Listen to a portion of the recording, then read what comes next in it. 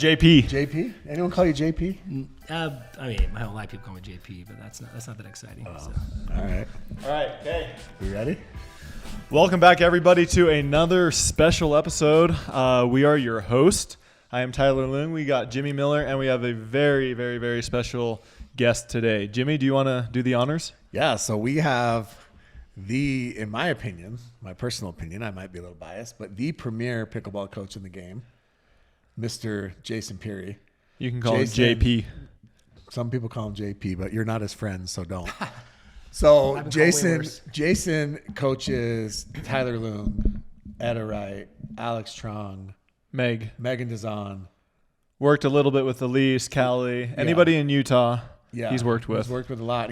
You've had other outside pros reach out to you as well, and more importantly, he is also the coach of the California Black Bears. So, quick question for you guys: who has more authority? Who should I be sucking up to? Because he's the coach, and then you're the president. Yeah. So you make the rules, Well, you make the got decisions. Richie, who's but the you're owner, going to be so. leading the team, and you can It's neither of us. It's Richie. Okay, Yeah, Richie. yeah, let's be honest. Yeah, it's Richie. Richie makes the call. All right. So, Jason, we'll start a little bit. Give us a little bit of, obviously, we've known you for a few years now, but give us a little bit of like your background in pickleball. Yeah. How'd you get started? So I played pickleball probably twice in the sort of the years leading up to playing pickleball, and it's one of those things that you like you go to a hotel and you see like one of those big chess boards and they have the chess pieces, or you see like a cornhole or something. I just thought pickleball was like something like that you play once every like 10 years. Yeah.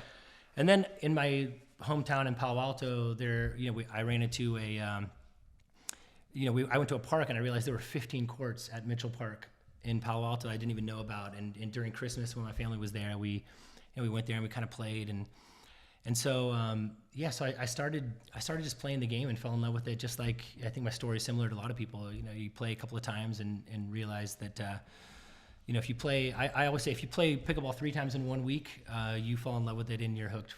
From then on out. And I played tennis pretty seriously for a couple years before that, and my timing was interesting. It was kind of right before senior pro, so.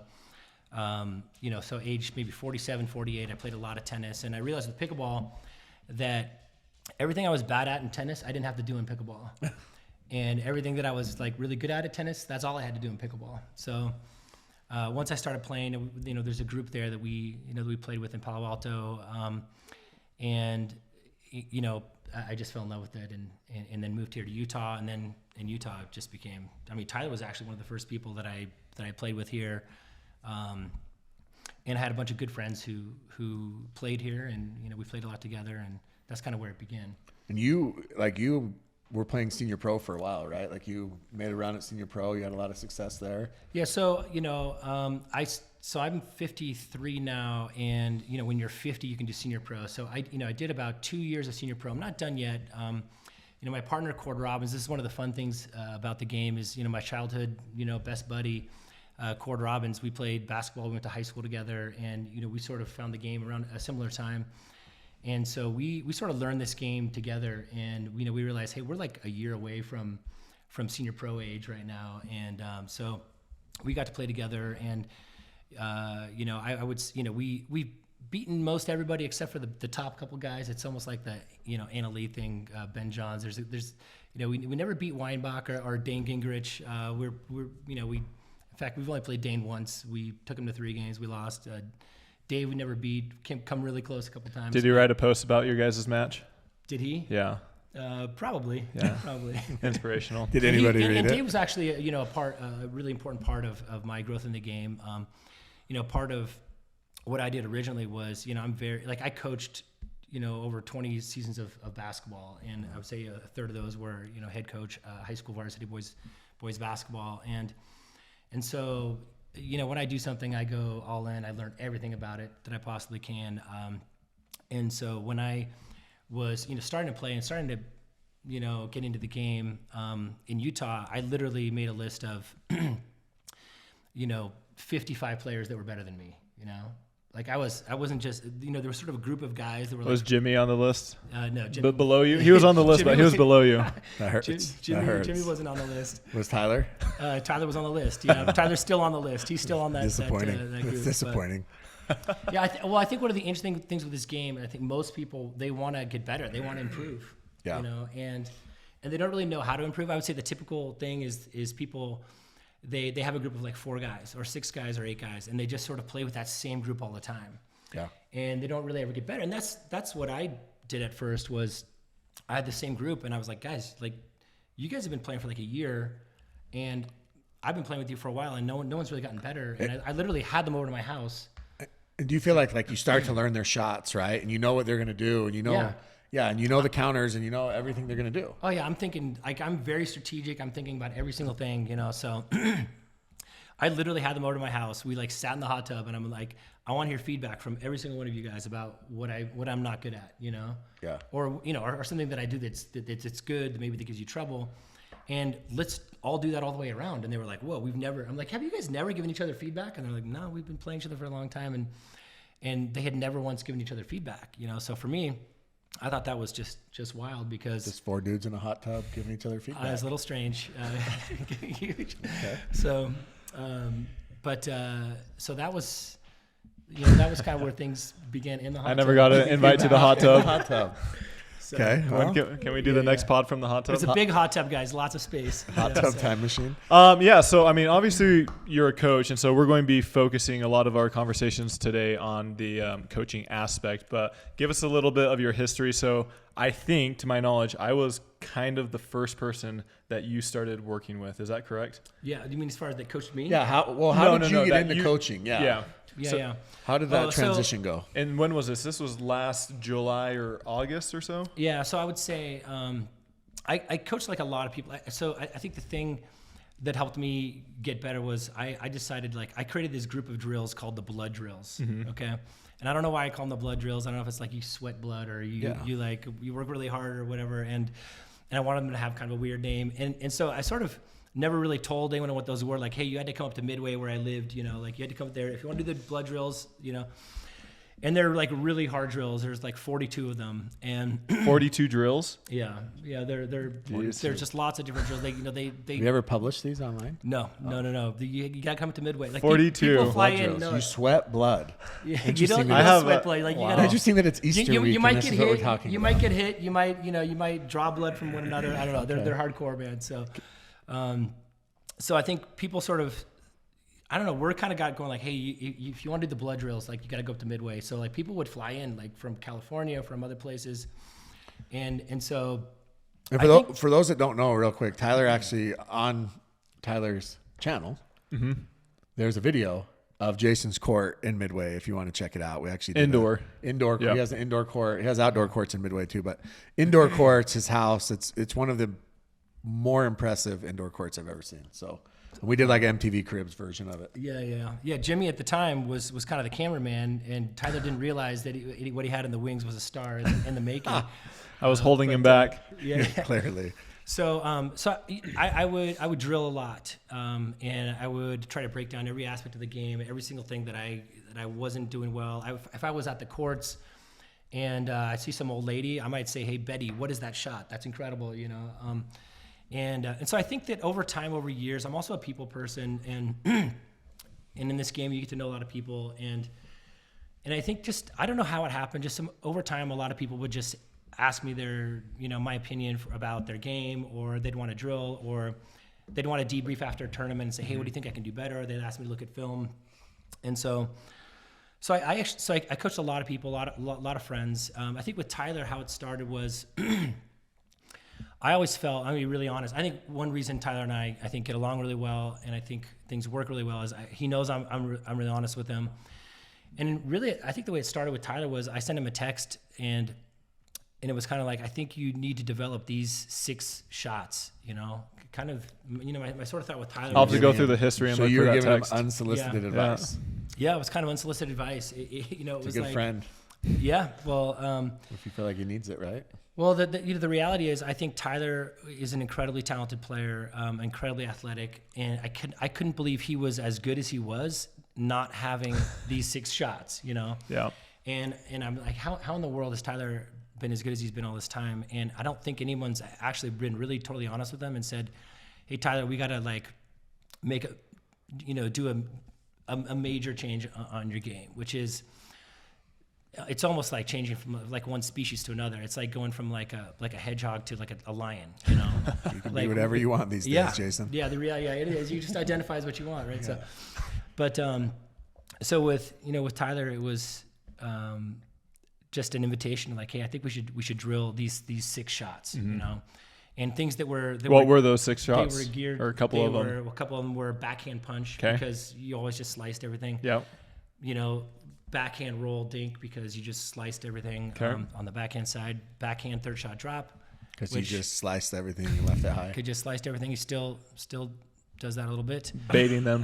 Them. So mid-court, all depths of the court, backhand punch. So mid-range, instead of just slicing it, punching it, putting it away. Yeah. Forehand inside out, dink, and forehand speed up and backhand speed up off the bounce. So inside in forehand, backhand down the line, backhand down the middle, you know, just all different angles, you know, speed ups off the bounce. You know, when I hear Dave Fleming on the broadcast say, well, you know, Tyler Loong can't hurt you off the bounce, but he's got a great Ernie. It was, to me, it just bugged me, you know. So I think after a while, I felt like this is someone who's so athletic that if he added these things to his game, he could be unbelievable. And so that's the process that we're in. It's you know, Tiger Woods changed his swing. It took him 1 year. And I think we're starting to see, I mean, the last few drilling sessions we've had, including this morning. Yeah, we actually just got back from a drilling session. Tyler's still sweaty, actually. Yeah, I showered. Yeah, so yeah. I think,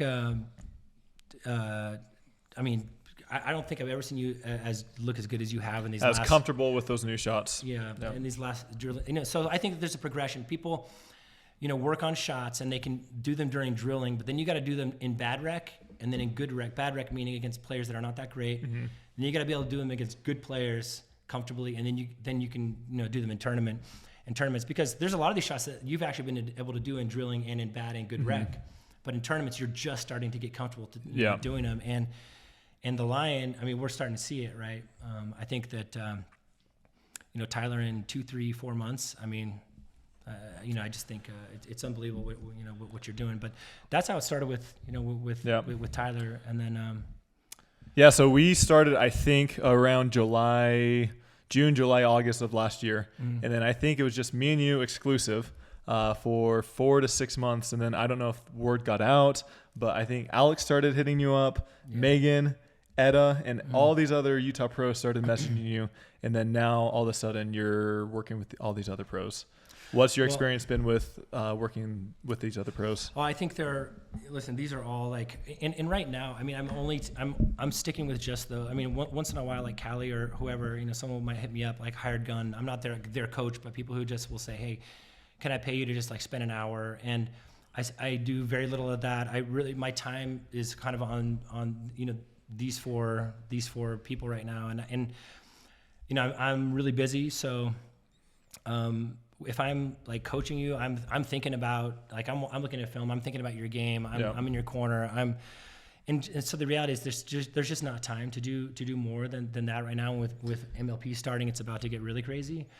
But my experience with these others, I mean, Alix and Meghan and Etta are just amazing. I mean, we had a session yesterday. Actually, you came by and watched a little bit of it, Jimmy. And, you know, during one of the breaks, Jimmy just goes, wow, man, Etta is so good. She is unbelievable. And, you know, and so I think with Etta and Meghan, you know, my goal with Meghan, I said, hey, my initial goal with her is like, hey, I want you to be the best dinker in the world, you know? Like, let's make that goal. Why not? Let's do everything we can do so that you're the best dinker in the world, because we know you're long and strong and powerful.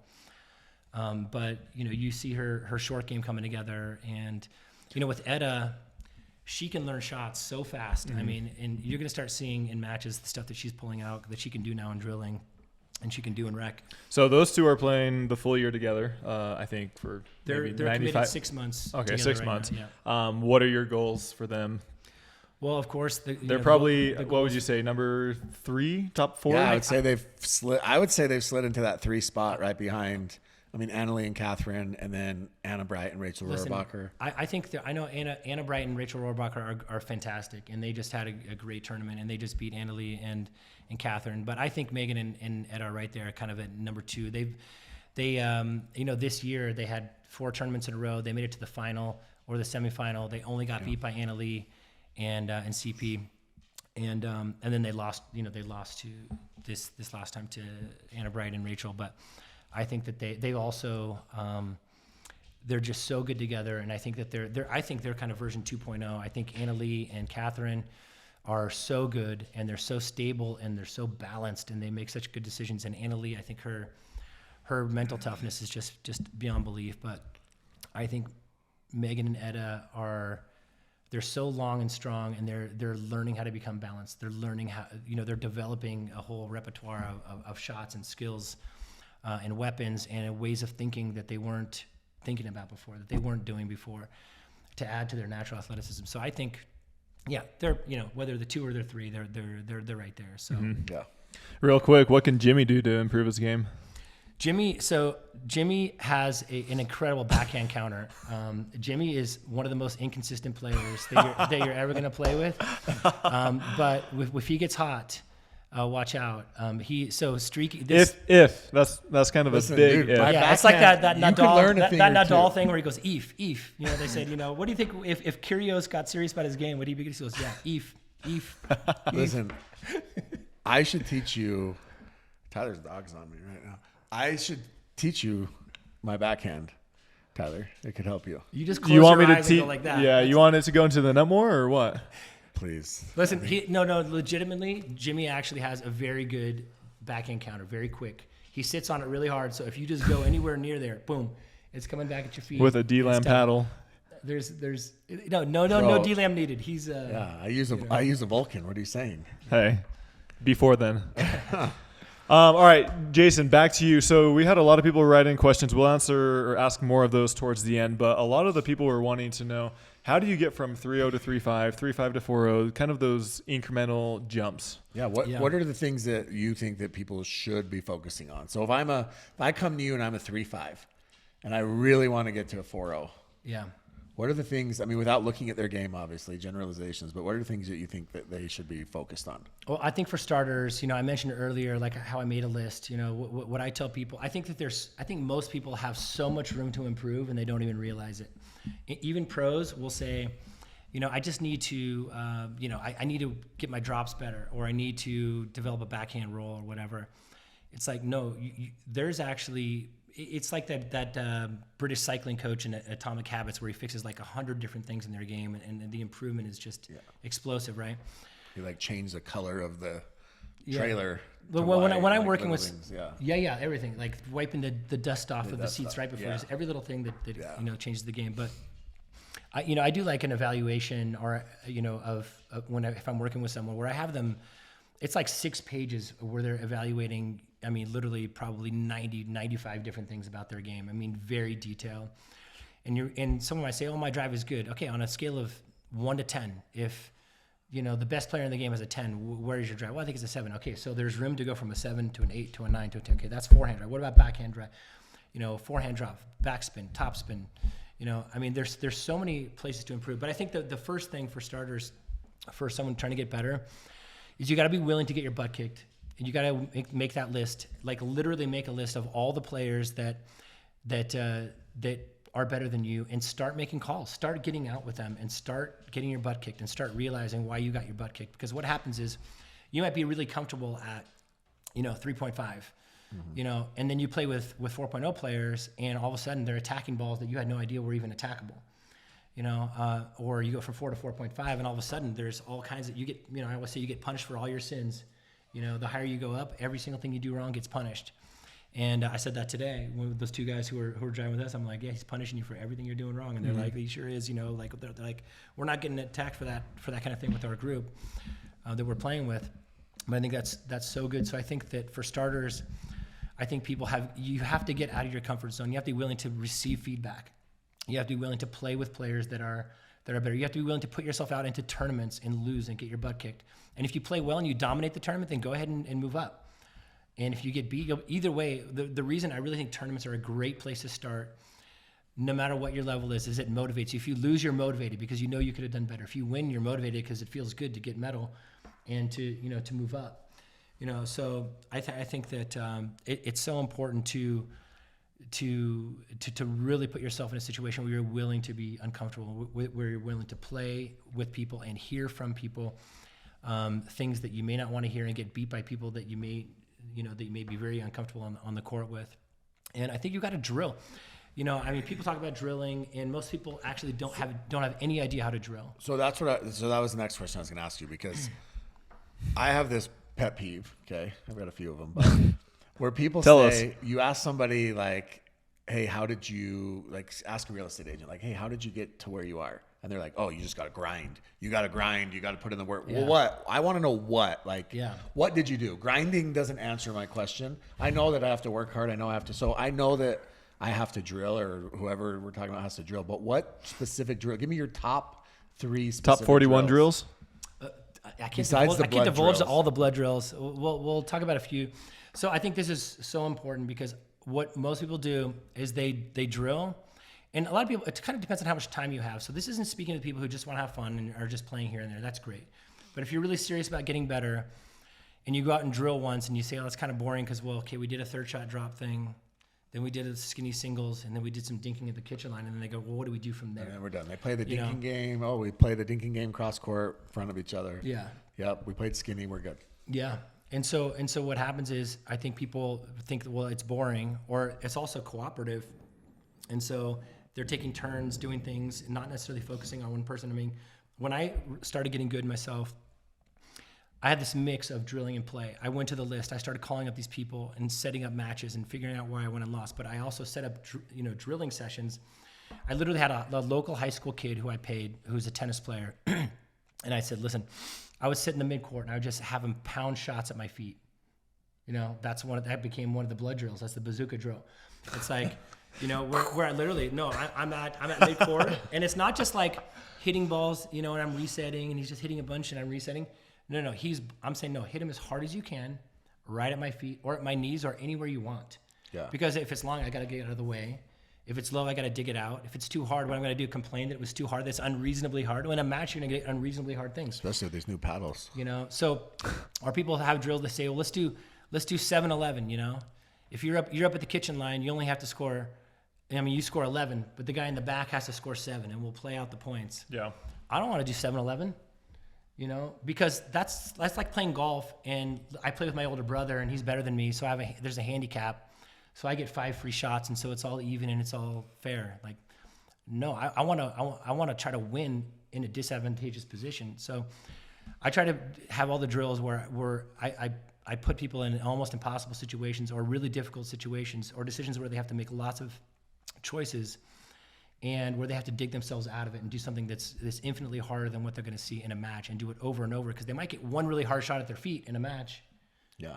But how about 100 shots in a row at your feet, where you have to get good at digging them out and having soft hands and dropping them in the kitchen and whatnot. So I would say, 3 drills offhand, I would say that's one of them. Like what I call Survivor, I used to call 03, outwit, outlast, outplay. I just call it Survivor now, which is like if I'm back and they're up, whether I'm at the baseline or I'm in midcourt, we're playing straight up. We're playing out the point straight up, and I have to win. There's no 7-11. There's no special advantage because I'm back. I'm trying to win still. If we're playing to 11, we're playing to 5 or whatever, it's straight up scoring. I feed the ball right from there, from where I'm at, and he can punch it at my feet, and I stay there, and I've got to survive and got to win. I might, there's so many modifications on all these, right? I mean, Tyler sees these every day, but like, it might be where I feed, it might be where they feed. It might be where I feed a really high ball that they slam at my feet, and now we're into it. You know what I mean? It might be where I hit an overhead and I slam it to them, and then they have to punch it at my feet or survive it themselves, or it might be just the person feeding an easy ball to me, but now we're live. So that's one. There's one I call Bloody Breakfast or Bloody Knuckles. I think I originally called it Bloody Breakfast because the first time I did it was, I know the blood is wild. Blood is crazy. So it's a long story. Anyway, and those are just fast hands drills at the kitchen line where, we'll do 3 points at a time where, we'll zip the ball just right at the sternum of the other person, and play it out. So we'll start, so I can't just hit it anywhere, but I'll just zip it right at the person's, just right in the middle of their chest, and they have to punch it, so they're going to punch it back. They're going to try to punch it down. They might reset it. So like a guy that has a good backhand counter would probably be good at that drill. Be really good at that drill. Be amazing. So all I would really do is just hit it right there, and then we're done. You know. But are you a believer in safety goggles?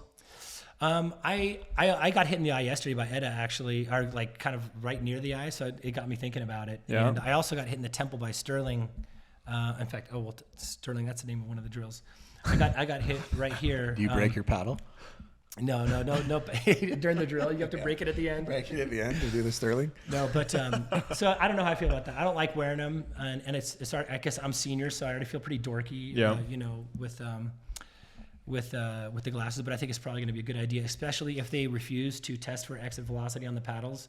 And these paddles are getting more and more dangerous, and they don't unify the standard for the colors on the paddles. And they just say white paddles can be used in these events, but you know, but in other events they're outlawed. Like, no, they have to unify that. Connor, obvious. You have to make it.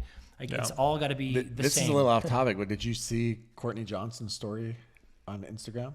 I did not. They had like a full machine testing Exit velocity? Exit velocity, it looked like, off these paddles. Yeah, but they got to come to an agreement on what that looks like, but not it the looked standard. like they were like testing actual. They actually had the paddle. And it was like this machine. Well, do you know if it was doing exit velocity or because before they were doing? I'm not an engineer. Before they were doing, I think it was deflection. Oh, which I don't think it's the same as exit velocity. I mean, those new gearbox paddles, and I mean the new Yolas are going to be even insane. worse. Yeah. Like Etta was using one of those new Yolas yesterday, and that ball coming off of her paddle. Did she apologize at least? No. Oh, yeah, she did actually. Yeah, she's so nice. I mean, she. Yeah. You know, but, okay, so Bloody Knuckles. Bloody Knuckles, Survivor. Okay, the Sterling drill. You brought up Sterling, so that's a drill. Sterling used to come up. You know, Sterling's a great. Sterling Galley is who we're talking about. Yeah, so this guy named Sterling Galley. He's an incredible player. He played BYU tennis. He doesn't play as much pickleball right now, but he's very good. He and Austin Reed beat Connor Garnett and Hayden Patrickman 1 year ago at Red Rock. Yeah. And he has, I think, the most lethal drive I've ever seen. This hard dipping, both sides, forehand, backhand. When he's hot, he's a little streaky, but when he's hot, he's just brutal.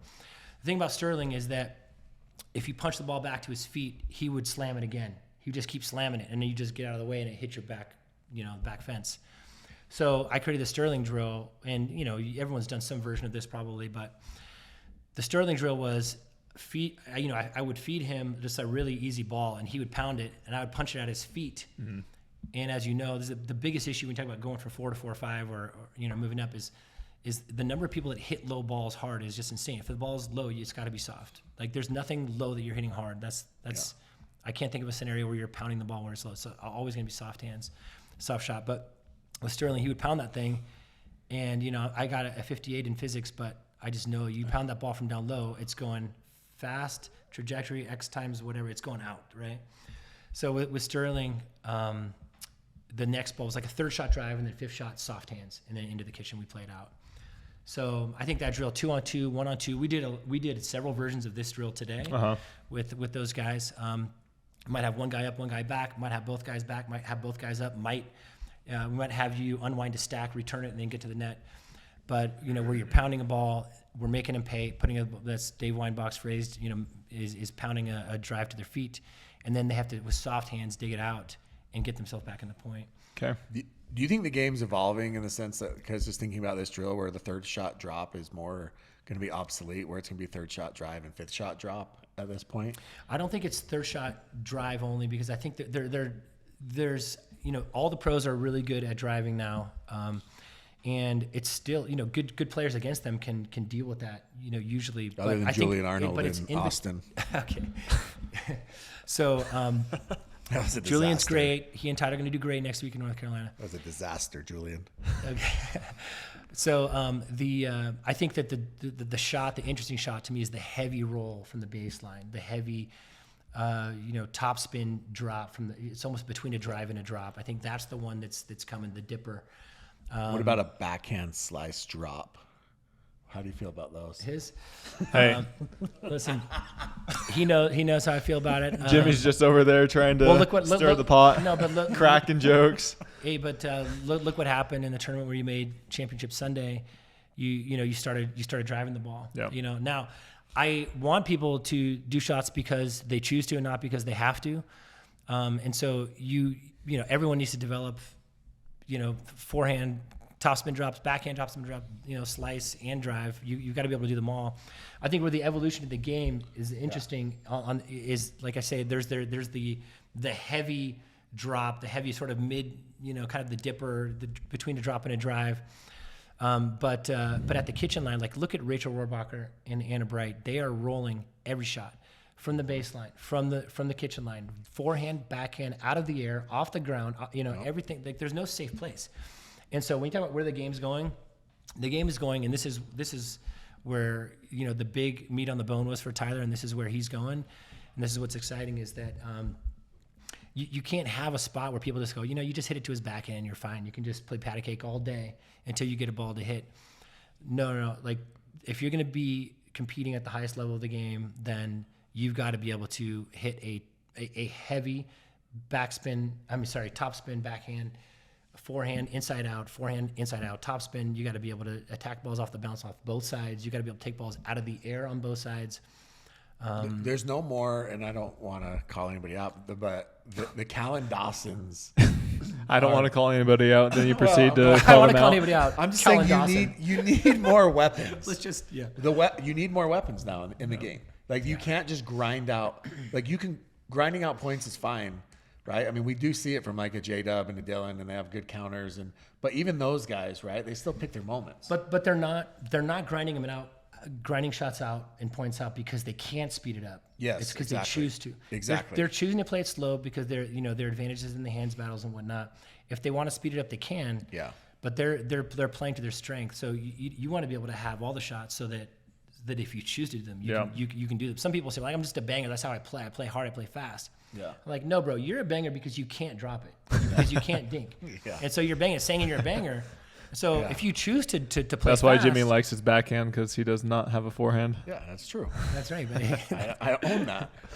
My 1 out of 10 drives will go over the net, but when they do, and I think as far as drilling, just in general, I think that I think there's an art to designing drills and to designing the mix of not only the types of drills you do, but the mix of rec play versus drill. Some people are like, I only drill, I hate rec play, and they take it like a badge of honor, like I only drill. No, bro, you got to be able to do stuff in drills. You got to be able to do in bad rec, and then in good rec, and then in tournaments. So if you're just drilling, you're 3 steps away from being able to implement that stuff in tournaments. So you need to be mixing in rec. You need to be working on stuff. And then the other side of the coin is those people that don't drill and they only play rec. And that goes without saying. They're never getting better, really. Yeah. I mean, they'll get better a little bit. Yeah. But not much. So one thing that I just in drilling, I remember I used to play those dink games, right? And we'd cross court and we'd go back and forth. And I remember going, and Austin Gridley, the griddler, I went up and drilled with him, and I hit a dink, very first dink. And I'm thinking, like, for me, we were just trying to hit it over the net, right? And I hit a dink at the very first one, right back at me, bags me right in the middle of the chest. And I was like, the hell? Yeah. So then we're dinking again, boom, attacks another one. And he's like, and he literally looked at me and said, how are you ever going to get better if you're not attacking bad dinks? Like, this is what's going to happen. And he's like, you've got to basically drill with a purpose. You got to have intentions when you drill. And he's like, you got to attack. You got to attack balls you're going to actually attack in a match. Bro, you're not just trying to get the ball over the net.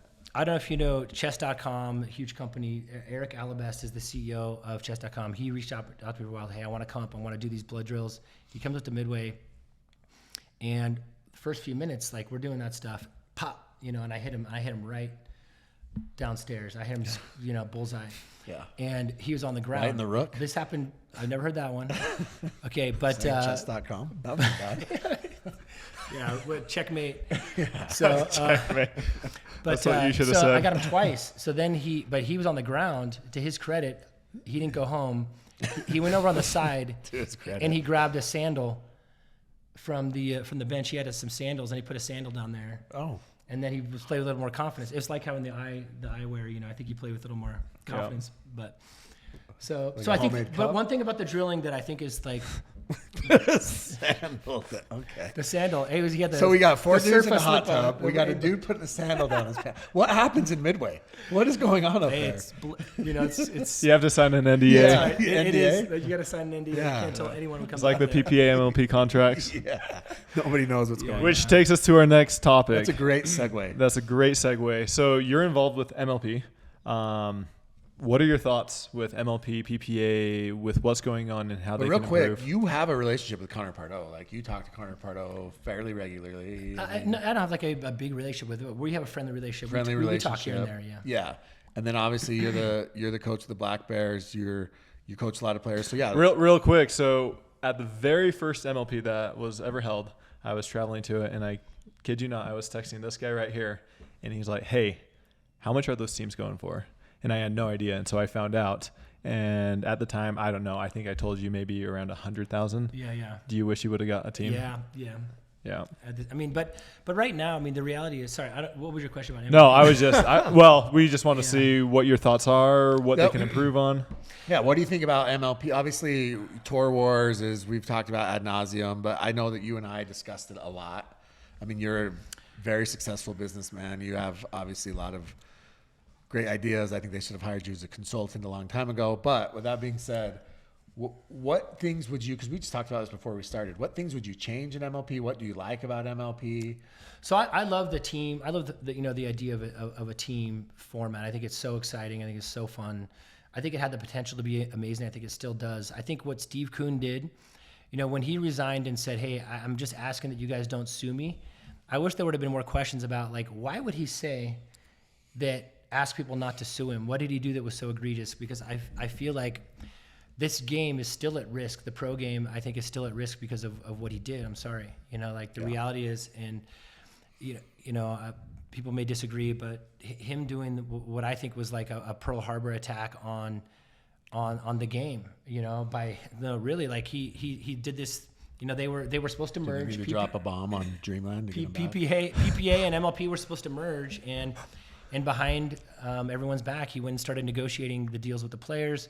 We know what happened there. There was this huge bidding war of just offering exorbitant contracts. And I'm really happy for the players because a lot of people I really care about got hooked up, and I think that's wonderful. I mean, look at this kitchen. Yeah. We're inside the kitchen with 3 people. We take it to the kitchen because our basement is not big enough. Thank you, PPA, for this beautiful kitchen. Thank you, Steve Kuhn. So there's good and there's bad of what Steve Kuhn did. The bad is we had how many months? 5 months of 6 months of just a nightmare. And furthermore, financially, what that did because of having these contracts, which were became a huge albatross on the new organization. They had to raise a ton of money. The money came in with requirements of gigantic returns. And so all of a sudden this company is saddled with a huge, I don't know if the number is public, but I think it's been talked about around 50 million of money that's got to be dealt with a pretty exorbitant return year over year. And so, you have contracts that are all over the place. You have players to this day, very prominent players that aren't signed yet. I think Connor Pardo has done some heroics in trying to stitch everything together and hanging in there. But this thing that Steve Kuhn did, trying to just have a little bit more of the pie, wreaked so much havoc on the game that it's just unbelievable. The good thing that happened as a result of this is that people turn around and they say, wow, so-and-so is getting $300,000. So-and-so, I know that player. I know that guy or that gal who's getting $300,000, $400,000, $500,000. I think I can play pro. And so you have a lot of people who are 4'9", 5'0", 5'2", putting in work. So it's been, the influx of talent to the game is unbelievable. I mean, this draft that we're about to have, there's so much talent. I mean, the men's and women's side, do you agree? There's so much deeper. Yeah. Oh no, it's. Well, there's a lot of notable names that won't be playing, but outside of that, like the By the level, way, Megan Fudge and Rather to Heart just pulled out. They just announced this morning. That's crazy. They're out. Because I think Megan was going premier. Yeah, there's a good chance. I mean, it's because it conflicts with APP. Uh-huh. Some of the MLP dates, and that can't be. Yeah, I think there's probably more to it than that. We still have J Dub and his whole crew. Yeah. They're not in there. Tardio's not. Well, yeah, Tardio won't be there. Millie Rain won't be there. Andiamo won't be there. Julian Arnold won't be and there. Lauren, Lauren Stratman, Matt Wright, Lucy Kovalova, the Brashas. That's a lot. Now we have Megan Fudge, rather hard. I mean, the good news is if you're a fringe premier level player, chances are good for you this year. Yeah. I would say still, down at challenger level, there's really for a guy, you got to be in that, and the duper doesn't tell you everything, of course. But there are, you got to be in that. Right? You got to be in that. I like duper. I think it's a good start. I think it's going to be better and better over time. But it doesn't tell you. It doesn't tell you everything about it. My duper's a 5.0 now. No, it's not. Okay, so please hold. he's gonna I thought it was like 4.7. Did you do one of those early morning things? Oh wow. Okay. Is that screenshot? 5.097. That's someone else. Oh wait, no, that's Jimmy me. Miller. Okay. Congrats, bro. So duper's very accurate. It's not accurate at all. No. To be in challenger. I literally haven't put a match in 2 years. I don't know why it went up. Yeah, it went from. Yeah, it just shot up dramatically just because. I think they give you credit for the podcast. Yeah. But for a guy, you got to be 6.2, 6.3, kind of in that range. There are some good 6.0, 6.1 players that we're looking at.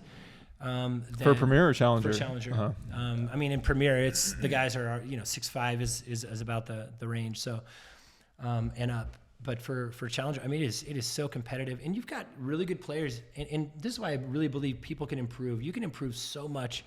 You look at Bryce Larson and Clayton Boydston. You look at all that group from the kind of the UR pickleball, the underrated pickleball group.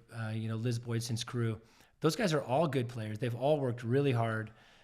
They've all gotten so much better. A year ago, Clayton was like a bad 4.4 player, He was not good, and he's now very, very good. So is Bryce. And Bryce also made enormous improvement. Those guys played Yates Johnson and West Burrows to, 11-8, 12-10. And those two guys, Yates and West probably... Those guys, I don't think they're getting drafted most likely. Maybe. Yeah, I think West will. Yates is probably a 4th rounder at this point. No, so they're in the conversation, but I'm just saying that's how competitive it is. That you have some amazing players around here that are not quite there. And on the women's side is what's interesting. Last year, I think a lot. It was very weak. I think the women's field. No offense. The players that were in, were solid, but I would say the average player in Challenger this year is going to be much stronger on the women's side than they were last year. Yeah, I think so too, and I think we're seeing a difference over the last. Well, now that people are actually getting paid, we're going to see a jump in improvement because now it's full time. There's a lot more players that have been able to go full time. Yeah, and Eric Lang is a perfect example of that, right? Eric Lang worked for Head for 20 years or something, right? Mm-hmm. And then he finally was able to quit. And I think even though he's a 42, 43, we've seen Eric Lang improve over the last year and a half, because he's been able to go full time. There's players out there younger players that I think we're going to see big jumps from them too, that are getting into the sport and now they're able to become full-time players.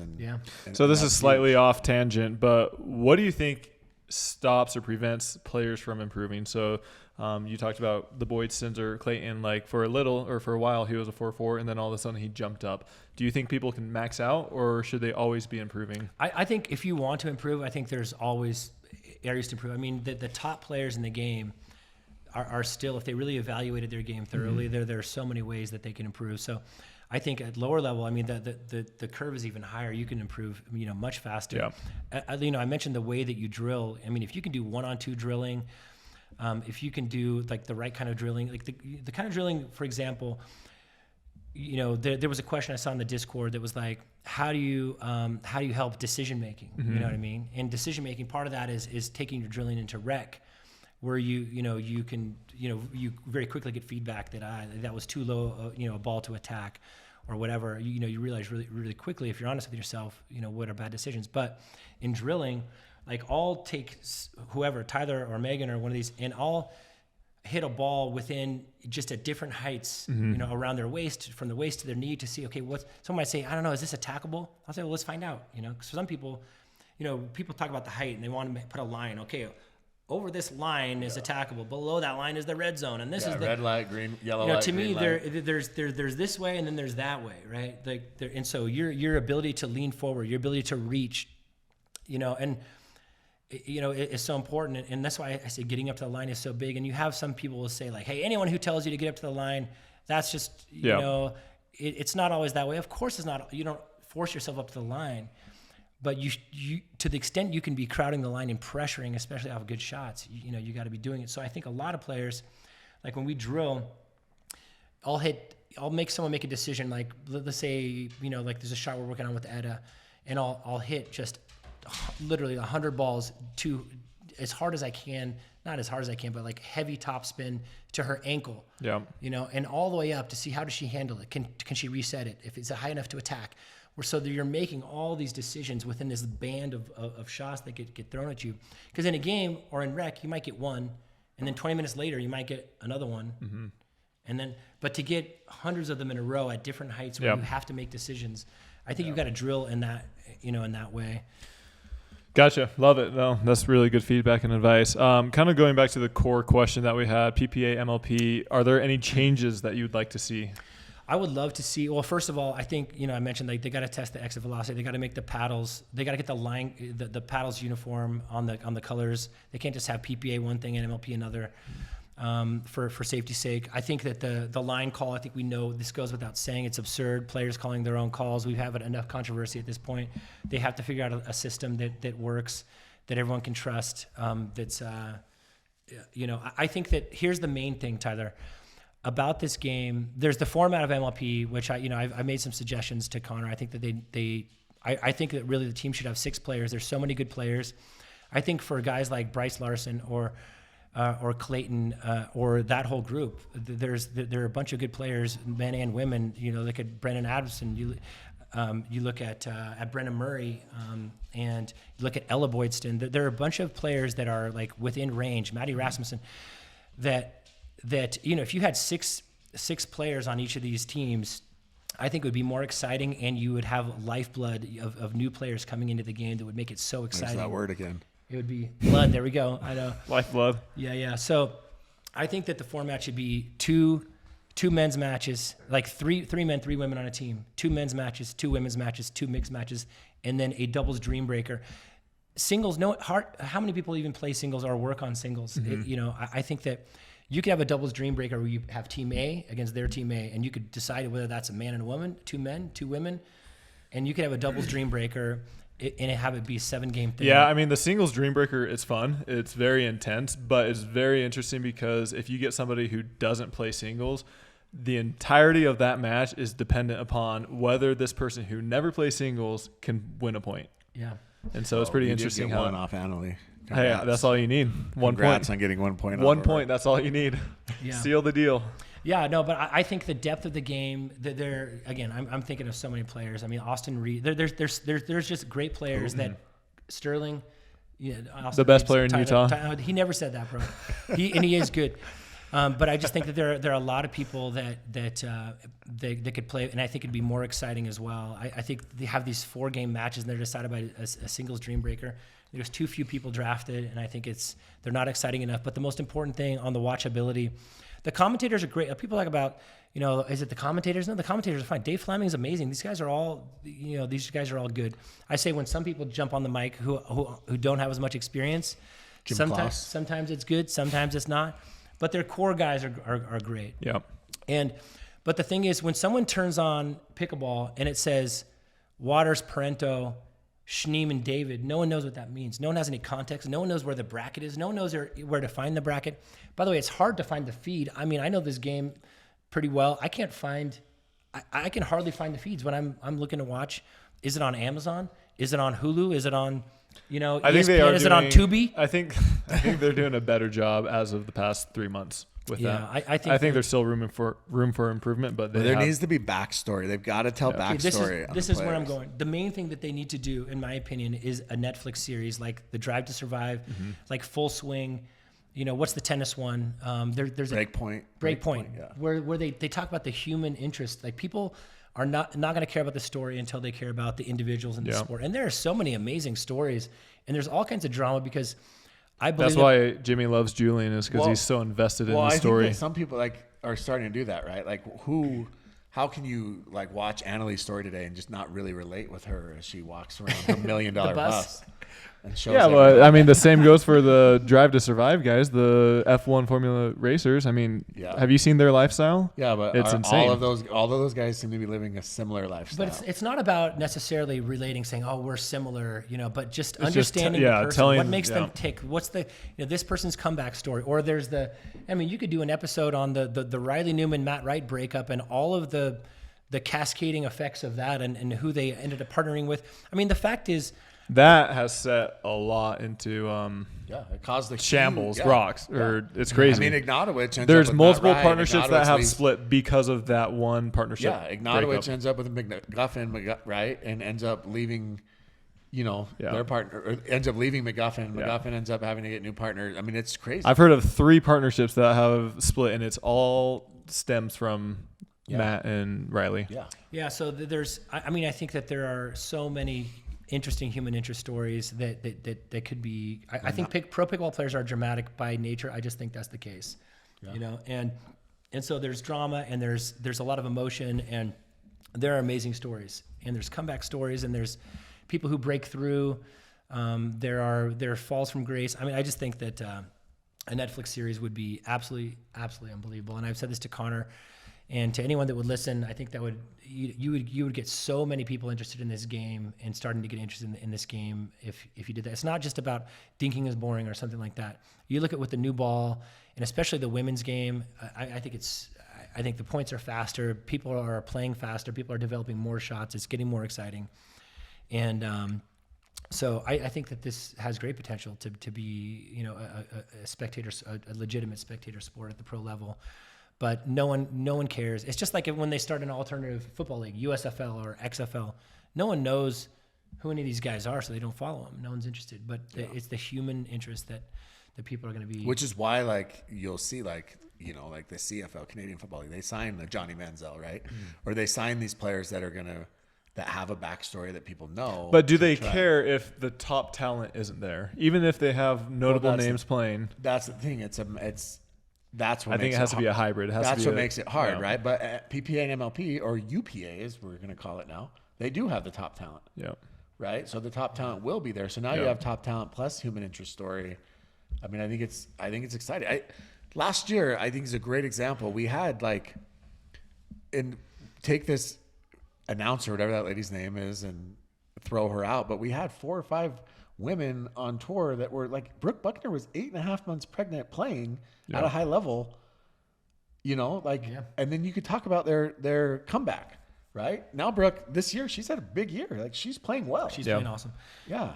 No, I think there's so many great stories. I mean, if you're going to invest in anything PPA, I would say do fewer. In my opinion, the way the whole thing should be, I think it's fewer events, more prize money. I think the Kuhn thing changed so many things because I think they got to do lots of events. But the reality, fewer events, more prize money. What happens if the players are all paid and there's not as much effort tied to the prize money? Yep. Then which players are motivated, which are not. Why is Riley Newman? The fact that Riley Newman is out teaching clinics in New Mexico to 3.0 ladies named Hilga or whatever, that's wild. Riley Newman is doing that. Yeah. Because he'd rather just take the contract that was given instead of taking the pay cut. All this happens as a result. This all again effects of J-Dub, all these guys sitting out, if you trace it back to the original sin, it's Steve Kuhn. Is there blood in there? There's blood on his guys, hands. there's blood in the water. You can feel it. Blood on Steve Kuhn's hands. Blood on his hands. So, but it's too bad. Okay, awesome. Well, we appreciate all your advice and insights. We put the question out on the Discord and also Instagram. I actually have a question. Okay. I have a question. Okay. As a coach, a strategy guy, okay, what current team, so 2 current players, men's players who don't they may or may not play together, would you put together to have the best chance to consistently beat the Johns brothers? Wow, man. I think it's a great question. It's really hard to beat. I think the reality is Ben, we all respect Colin and he's incredible. But and by consistent, I mean, we could even say 20%, right? Or even, which is a lot for them. The question is let's say that they start beating him does Ben ever go away from Colin? Yeah. I think Colin is the best right side player in the game. He's the best strategist in the game. He's going to be the best coach in this game. And I think he, those guys are just incredible together. Right now, as they stand, those two guys together, Christian Alshon and Thomas Wilson are amazing together. I think I'm a big believer that Christian and Tyler could be incredible together, that Riley Newman and Tyler could be incredible together. The athleticism with Tyler and Christian would be pretty impressive. Listen, Ben himself has said that that lefty-righty combination would be the amazing. I think Tyler and James took Ben and Colin to the brink at Nationals. And then five-set game. Colin faked an injury. He was off 15 minutes. Colin went down. Started convulsing because he got hit in the head or something. No, he got hit, but ambulance came in. I think a lefty-righty, two athletes who really care about it, who really connect well, who have good chemistry. I don't know if anyone can beat them consistently, to be honest. I think that they're going to be people that are going to, Fed and Pablo, J-Dub and Dylan, I think it's going to be really hard to beat them consistently, but I think the combination of those guys I just mentioned, I think any of those are going to be able to beat them here and there. I think Tyler and Connor Garnett, you guys have to run that thing back. Yeah. You guys had magic. You guys beat some great teams just a couple weeks ago. You beat Jack Sock and Julian, and you beat Fed and Pablo. You easily handled Hayden and Callan. You might have ruined the Fed and Pablo partnership for good. Fed losing to you back to back. Hey, listen, you might have broken. I've thought about this. Fed and Tyler. That is a nasty combination. But real quick, I have a question for myself. What do you think about players that do? A lot of people will think I'm talking about Colin Johns, but there's others out there as well that do very well with one partner, but when they partner with other people, they don't do as well. Why do you think that is? Well, I think that you always say that you see that sometimes. So for me, if I think somebody's good, or the qualities of a player that is good is somebody that can win with multiple people, multiple partners, not only just one style, one person. Yeah. So why do you think that Colin does insanely well with Ben, but he doesn't do as well with other players? Well, him or and somebody else did make a final at Red Rock last year, right? Yeah. I think the reality is that Colin and Ben, they fit like hand in glove. They're brothers. They know each other, so they're a great team. But Ben does that with other people. But that doesn't mean that Colin is not an incredible player. It means that. Colin, historically, and when we look back at this game 20 years from now, people are going to say that's one of the greatest partnerships of all time. And yeah, he's not a good mixed player. He's not as good with other guys. That doesn't mean he's not a great player. It would be amazing to be able to win with everyone, and Ben could certainly win with just about anyone. And that's why I think he can win with anybody inside the top 15, maybe even 20. I don't think he can win outside of that. He won with Eric Lang. They won the entire MLP, and Eric Lang was 24, hanging by a thread. Ben, 1 week before MLP, even saying that he wasn't so sure that he would have picked Eric. The next week, Eric comes out and balls out and saves them over and over and over and played incredibly. And he won with him. So that says a lot about Eric, but about Ben, there's no doubt he can win with I think anyone in the top. Mm-hmm. Probably 30, he would do very well. Ben was going to mail that in, and then Eric picked up a big dub, and Ben's like, "Dang, I got to try now." Yeah, no, hey, Eric, you gotta give him credit, but I think. But why do you think it is certain players do well with one partner and then they don't do as well, or what do you think that trait is in their game? It's got to be chemistry. It's got to be a big thing. I think the reality is that sometimes if you do well with someone but not with other people, you may have weaknesses. Like the reality is. Colin has things in his game that that he doesn't have to develop because Ben handles so many shots. So when he is not playing with Ben, he doesn't. There's skills that he hasn't developed. He's not this monster left side player that can put pressure on people. He can dink. He's the most consistent dinker in the game, and he's an incredible resetter. And he's an incredible thinker, and he's an incredible strategist. But he's going to go with other people, and he's not going to do that. I think a lot of people have partnerships that they work really great because of that, because they have gaps that the other guy fills, and that those gaps are now going to be exposed when they're playing with someone else. Okay, that's a great answer. All right, we're going to keep reading a few more questions. Real Clear Stats said, "What data did you collect at the combine, and how did it help you or help prepare for the draft?" Well, I don't think we're going to disclose too much about our conclusions from the combine. Jimmy will disclose everything. I know Jimmy. I'm all like, I said, Jimmy, why are we like live streaming this combine. Now everyone knows who we're looking at. I know. You know, but I know. I'm glad we got 1,000 views on YouTube on the thing. But Combine, by the way, was a huge success. it was a lot of fun. It was fun. We had a lot of good players there. We had Pickleball Vision come in, and they collected the data for us. So that's kind of, so you guys could go check out PB Vision. But I don't think we'll disclose what we collected, but the one thing I'll say is we were looking He'll do it in a different episode. No, well, the one thing that he's got a side podcast. We were just more looking at emergency podcast. Yeah. But like, it's almost to Tyler's point where we made everybody play with everybody, right? And so if you see a player who's really comfortable with one specific player and they have really good results, well, chances are you're not going to get to play with that player in MLP. Yeah. Right? Like, I mean, you see a partnership in APP and it's like the same, like at Daskew and Susanna Bar, right? You know, I mean, they're switching up now, but like they're very comfortable with each other, or, you know, Pablo and Fed. And so the nice thing about this combine is we were able to mix everybody up and we were able to see how they play with each other, strengths and weaknesses.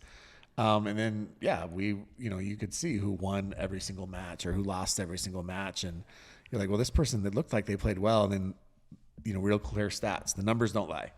And so sometimes I would be like, I thought they played well. They looked pretty good. And then you would go look and be like, wait. Okay. So, somebody said, is coaching pros more about strategy or their technique?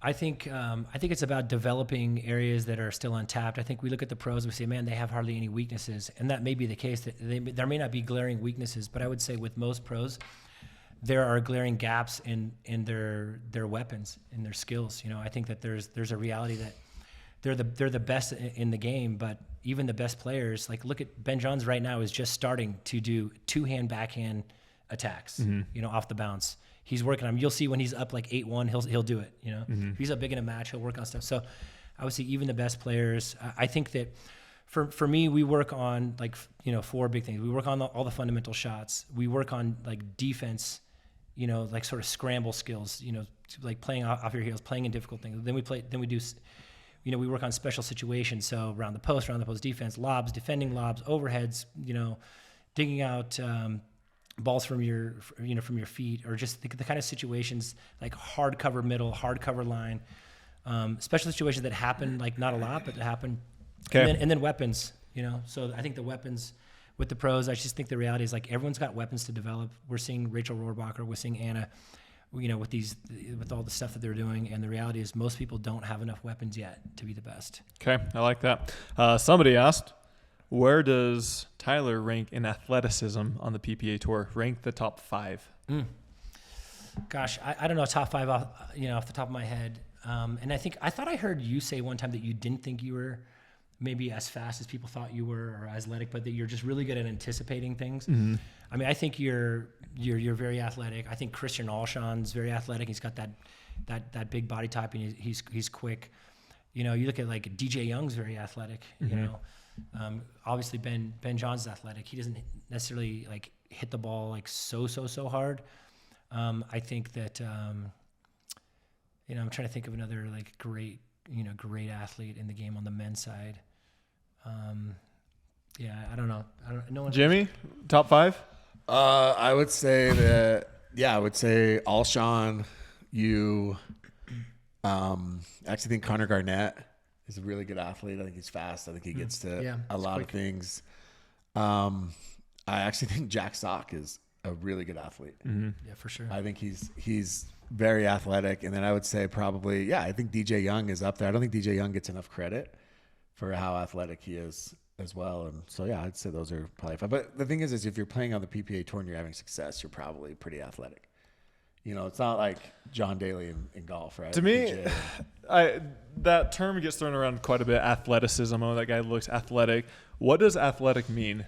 Like, is that he could go play another sport and do well, or he's just he's able to? I look for I think about like lateral quickness. I think about like speed to get to things. I think that obviously I think in a very athletic move in pickleball is an Ernie, right? I think you have to be pretty athletic. You know, like, no offense, but you look at Matt Wright and you're not like, this dude is athletic when he plays. Yeah. So I have a little bit of a different take. I think that, you know, speed and power, those things stand out when we talk about athleticism in any sport. But I'm kind of obsessed with balance, you know. Yeah. And I think that, you know, when you see really great players, you see players that are balanced. When you see bad players at lower levels, or players at the higher level that are not quite where they want to be, you usually see them hitting shots off balance or attacking shots off balance. And I think the ability to stay on balance. You look at Annalie and CP, they are so balanced. You know, they're kind of like, you look at them and you look at Meghan and Etta. Meghan and Etta are taller, but you know, you look at Annalie and Catherine, they're so balanced and they're very stable, strong core. And so you look at Alshon, well, he's fast and he's big and strong and he's balanced, you know. But Ben John's balanced. You never see Ben John's off balance when he's hitting. But that's also kind of, I guess, why I say like Sock. I think about his athleticism in the sense that he can get his forehand on everything. Even when he can run around that thing. Run around that thing and get to it. Like it's pretty incredible. I mean, I think you got to be a pretty good athlete to be a successful pickleball player without a backhand. That's also a little bit of a decision. Like I think running around, like this guy never ran around a forehand until a few months ago, and that's part of that is this just decision and being aware, like starting to run around. So many people have like a high ball and they could run around and, you know, pound a backhand or run around off the bounce and hit a hit a forehand. You know who the first guy I ever saw that would refuse to hit a backhand? Who? We know him, Utah guy. Rest in peace, Kevin Moss. He would go like out of bounds, like literally 3 feet out of bounds to make sure that he was hitting a forehand and not a backhand. It was incredible. All right, last question I have. Somebody asked this, I don't know, in Discord or Instagram, but somebody said, and I have this for myself as well, Utah is kind of a hotbed for pickleball. Yeah. And there's a lot of good talent, top talent that comes from here. Why is that?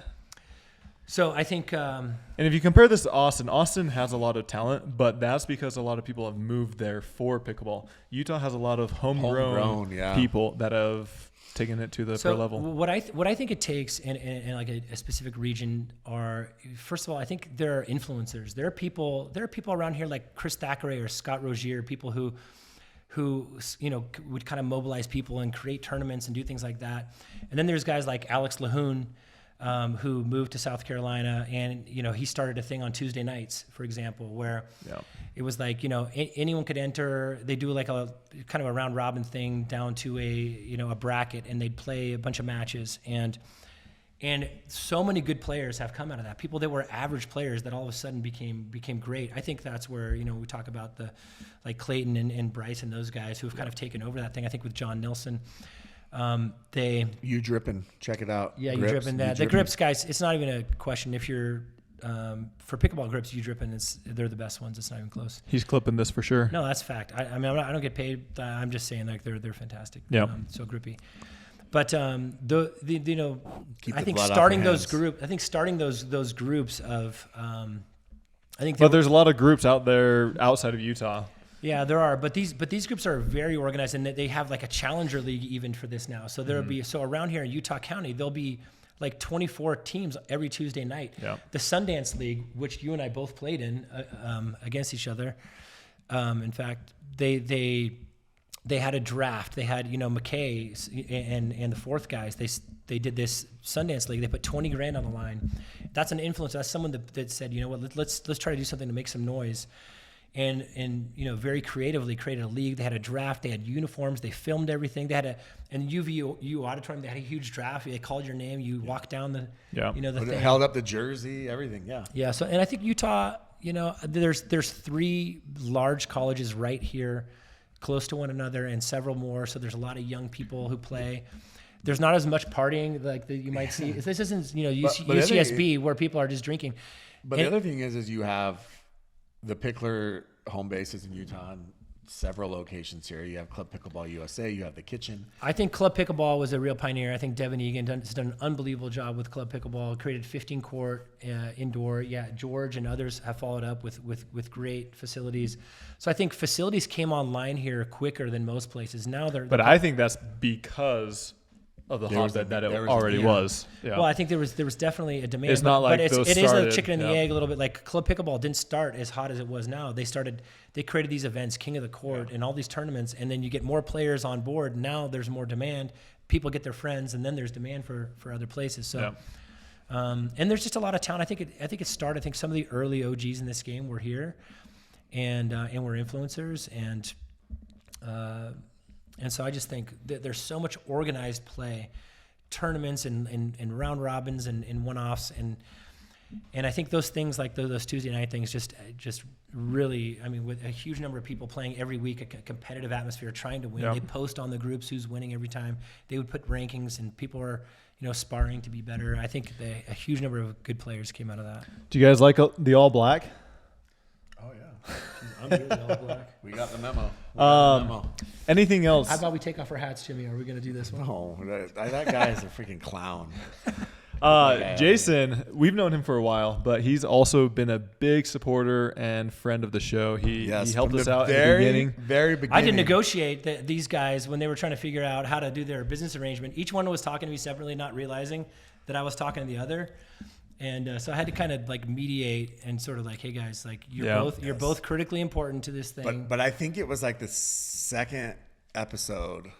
One of the first or second episodes, Jason called us and he was like, "Hey, you guys." I think we had maybe three episodes out, and he didn't even know about it because we didn't publish it to different streams or forums or anything like that. But I think he binged all of them at one time, like 2 or 3 in a row, and then he messaged us. Yeah, here, you gotta. Yeah.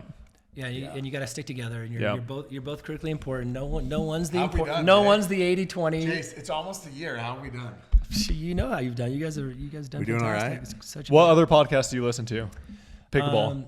Pickleball podcast. I listen to a bunch of them. I listen to Zane's podcast. I listen to even Tennis Sucks once in a while with the ball bouncing. In the background. Over and over. I know you're not going to like this, Tyler. Can't afford a shirt.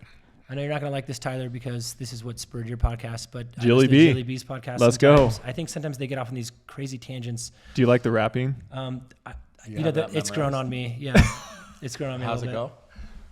I'm not doing Jilly it. B and K Dub. Yeah, Jilly B's your girl. Yeah. Your girl, whatever. No, I actually think their podcast is pretty good. So And, Jason's just a real loving guy. Yeah. Very optimistic, very positive. So we appreciate your friendship, your support, your insights, everything. How do people stay up to date with you, or are you trying to Are stay you on social? No, I'm not like trying to be out there or anything. I mean, my Instagram is just my name. What if somebody wants to reach out about coaching? Right now, I'm not taking on any. Like, I mean, I had a pro, everybody knows pretty well last night reach out, and I just don't have time to do more. Like, what if it was Ben Jones? Would you drop Tyler for Ben? He's got Colin. Colin's smarter than me. Would you drop Tyler for Ben like Etta did? No, I'm not. It was a switch. It wasn't a drop. Oh, okay. No. Switches are different. Switches are different. It's like swinging. No, I gotta give Tyler credit because Tyler could have easily, with that first text, said, I'm not doing any of that stuff, and he was very humble about it. The only thing that Tyler is absolutely certifiably insane about still is, and he knows what I'm going to say, is the serve. He thinks the serve doesn't matter. He'll say in singles it matters, but in doubles it doesn't matter. That's certifiably that's absolutely cuckoo because the reason you're having to dig out thirds from like the 17th row is because the serve is soft. They crank it at your feet at the back. This is obvious. There's no need to argue about this anymore. So. The serve. We agree it doesn't to have disagree. And you agree to disagree is certifiable, bro. That's blood certifiable in the water right there. Yeah. So no, but he's been super hard worker. Guess what? If you serve faster, they're going to return faster. And that makes the third shot. It's not the only way to alter your serve is to serve fast. Oh, I throw in some lobs every once in a while. I throw it down to 5 miles per hour. Cut serve. I throw it down to 5 miles per hour every You once in a think while. James Ignatowicz's serve doesn't wreak holy havoc on? It does, but it also messes up his thirds too. What about Declan? Guys, in the comments, this is obvious. We don't even need to argue about this. This is so. All right, we appreciate your time. Started on rally scoring either, even though he's seen the stats. Oh, Tyler. Yeah. What are your thoughts on rally? Yes or no? Well, I think I understand this year they're not going to have a freeze, so I don't know how 25, no freeze. Yeah, I don't know how I feel about that. Okay. Thanks again for your time. We will see you guys next time. Thanks, Jason. Thank you.